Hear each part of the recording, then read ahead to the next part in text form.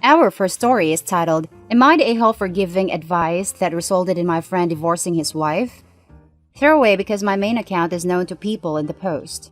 Last in October, a guy showed up at my friend's house claiming he was the father of friend's 8-year-old and that he got friend's wife pregnant in an affair but ran off and broke contact.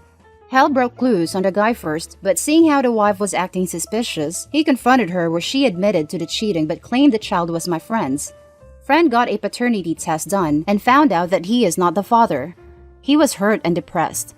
He left his house and stayed at a room away to think about the situation.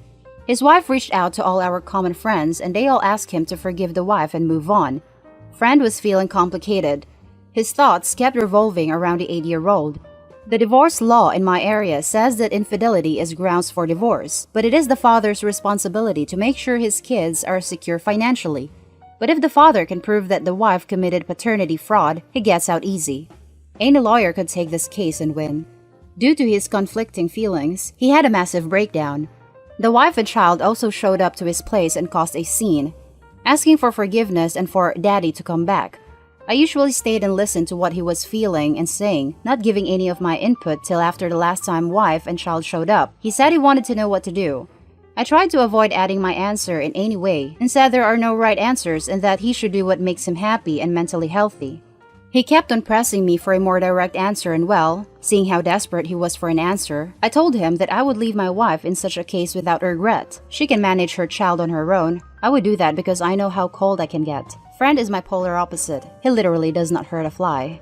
But this was just a hypothetical scenario and that the one experiencing this case in real life should look for his answer, not my hypothetical response. This happened in April this year. Mid-July, my friend finally divorced his wife and she moved out. He made a Facebook post thanking me for giving him advice that made him resolve to leave fake happiness for his own selfish happiness. The ex-wife called me a monster for destroying their happiness. Most of our friends and my wife are livid because they said I broke up their marriage. Wife is angry because my advice caused him to abandon his, not his, child.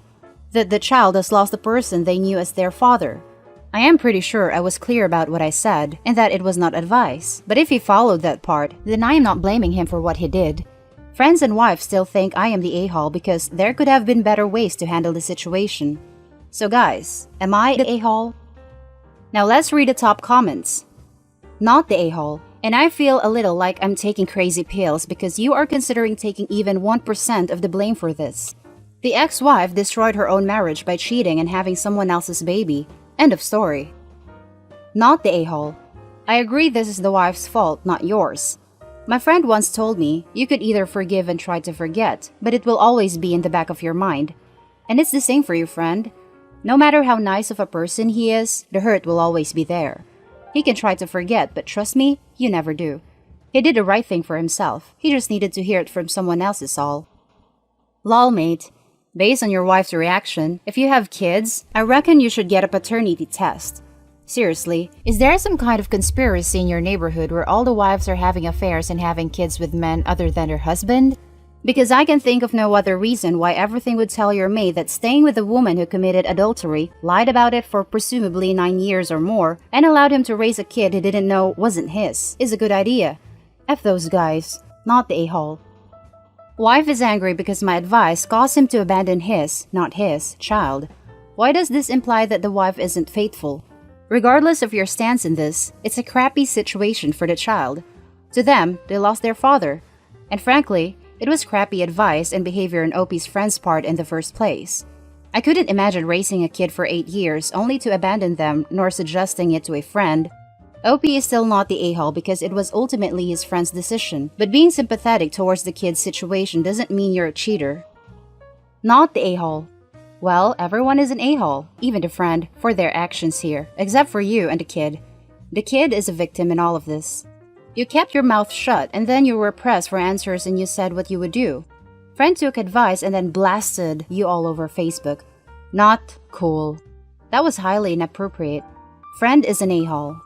Wife is an a-hole for cheating and then lying about a kid. Friends are a-holes because they think cheating can be just brushed off and he should just raise another dude's kid anyway. Sounds like a prison sentence to me, knowing I am living with a lying wife who couldn't stay faithful. I would forever wonder if she was cheating or not. Not the a-hole. Kid is not the a-hole. Everyone else is. Now for the second story. Am I the a-hole for not letting my ex's son meet my daughter? They're half-siblings. My ex, Rob, and I, 28 female, were together for just under a year. 3 months after we broke up, I found out that I was about 4 months pregnant. I told Rob, but he was seeing someone else at that stage, and she didn't want him involved with the baby because me and the baby were kind of a package deal. Rob refused to do any baby stuff, including paternity test or signing the birth certificate, and went as far as to tell people I cheated on him so that no one would expect him to step up. Our child is now 8 and has met Rob once, about a year ago in a supermarket when we bumped into each other, and I introduced them. Rob had a toddler with him and his wife. Skip ahead to now, Rob and wife have reached out to me. They have apparently been trying for a second child for years with no luck. So now, Rob wants to be in our daughter's life so their child is not an only child and he can experience having multiple children.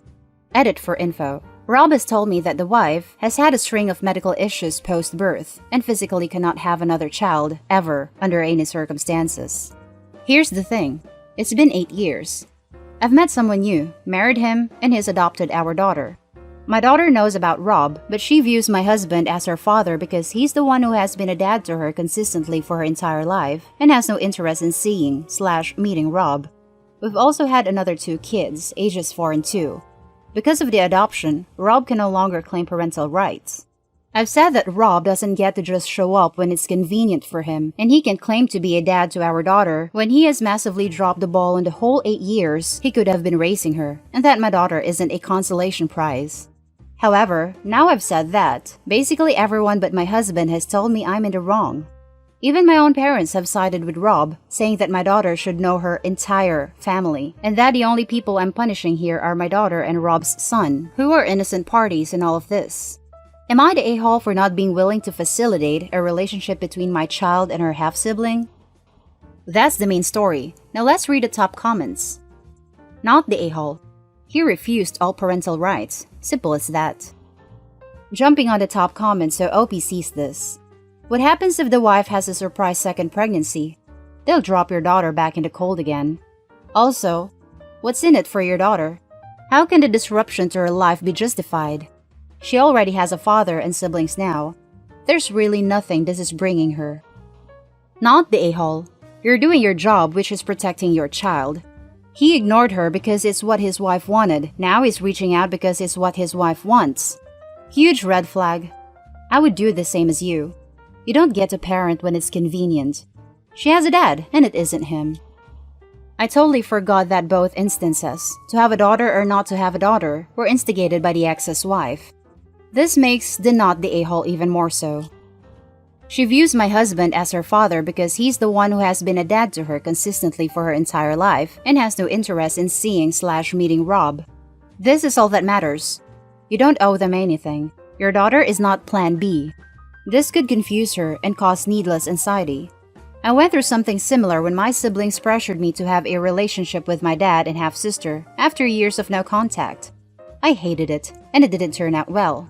Not saying this will, but if she doesn't want it, she doesn't owe him anything. Not the a-hole. They both are huge a-holes.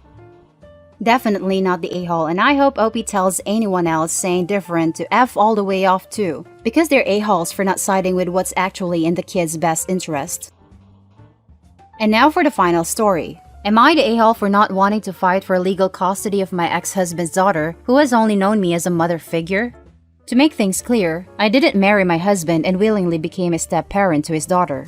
I married my husband when we were both 21, and we had our daughter when we were 25. 2 years later, my husband began an affair with his terminally ill co-worker. Note, she wasn't terminally ill when they started the affair. An affair that ended with her death. We were separated, and he moved in with her when she got pregnant. In her second trimester, she received her terminal diagnosis and was given a few months to live. She made it through birth and passed away when her daughter was 3 months old. I was brought up by my religious mother who didn't believe in divorce and inspired me to fight for our marriage, so I did. He moved back into our marital home with his daughter, and I accepted her as his daughter. Religious brainwashing made me unable to make rational decisions. Our marriage improved. I even got pregnant with the baby boy last year, but later had a termination, which I passed off as a miscarriage. Yes, I know this was horrible. But with determination came the realization that reconciliation was a big mistake, and that at 34, I don't want to waste my last fertile years being in a wrong relationship. So I started planning my exit, and now we are legally separated. I have a pretty good relationship with his daughter, who is 6. My daughter adores her little sister, and I love their bond. However, I never intended to take on her mother's role when I reconciled with my husband. I wasn't a disengaged figure in her life, but no, I didn't think of myself as her mother. I cooked, cleaned, and looked after her when she was sick, but never disciplined her myself. She is close to her maternal grandparents, his mistress' parents, who have always thanked me for accepting her. Last night, my husband and I were discussing visitation, and he asked whether I had a room for his daughter in my new apartment. I got confused and asked what he meant. Apparently, he was under the assumption that I would also take his daughter during my time. I clarified that my apartment did have an extra room, but that room was meant for my boyfriend's daughter, who is around my daughter's age and they are good friends. Although we don't have plans of moving in together anytime soon, I want to have a room for his daughter because he also has a room for my daughter at his place. I told him that I wasn't going to claim legal custody of his daughter. He now thinks I'm breaking her heart because she thinks she will live with me part-time like her older sister. And no, she doesn't call me mom. To her, I'm my name. Am I the a-hole? Not the a-hole, but man, that whole situation is rough. You might try weaning down visits versus a clean break to make it an easier transition for her, but woo, that's gonna be tough either way. Good luck to you. Pretty sure that ship has sailed. She has a new boyfriend with a kid who has a room at her place. And, in my experience, kids that young do better with clean breaks. Drawing it out is super confusing and draws more attention to the issue. Source: Mom with an ex who is completely missing in action, and an ex-boyfriend who I almost married. In our families, his kids/my kids, were super close for years. When I left my ex-husband, it meant not seeing his 7-year-old son anymore. We'd been together since he was 18 months old, but honestly, weren't that close. One of these issues that led to divorce was him never spending time with his son, but letting his parents raise him. This honestly makes me feel so much better, as leaving meant a clean break for me, and my ex made me feel so awful for not talking to his son. I didn't know what to say. Sorry, your dad is abusive. Not the a-hole. There have been a lot of threads about kids resulting from affairs and people trying to claim or disclaim parenthood. Your ex's daughter knows you are not her mom. You owe her and your ex nothing. The kid is his responsibility. He's the one who had the affair and who created a kid. You had nothing to do with it. Wash your hands of it and live your best life. How does she know Opie is not her mom? Bio mom died when the child was 3 months old. I think this is a tough situation because Opie consciously made the decision to take X back and include a daughter in their family life. I totally understand how hard it would be for Opie to see this child as a constant reminder of her past trauma, but at the same time, this is a little girl who's having her family ripped apart. I think this one is beyond am I the a-hole. Opie said the kid calls Opie by her name, not as mom. And that's the end of the video, folks. Leave your comments below. Don't forget to hit like and subscribe, and I'll see you in the next one. Stay safe.